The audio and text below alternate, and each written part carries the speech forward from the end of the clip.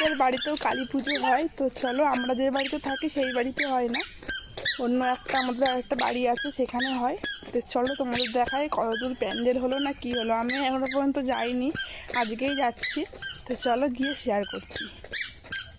আর এই যে মাম্মাম, এই দেখো, হাই করে দাও একটু।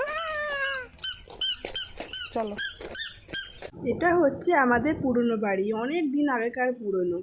তো আমরা তো বাড়ি করে চলে গেছি, কাকা জ্যাঠাদেরও বাড়ি হয়ে গেছে, ওনারাও চলে যাবে কিছুদিন পরে। তো এখানে আসাই হয় না খুব একটা। তো দেখো এলাম মাম্মামকে নিয়ে একটু ঘুরতে ঘুরতে, আমাদের বাড়ির কাছেই, একদমই কাছে, তাও আসা হয় না বলতে পারো। তো তাই এলাম, পুজোর কটার দিন তো অনেক মজা হবে, অনেক সবাই আসবে।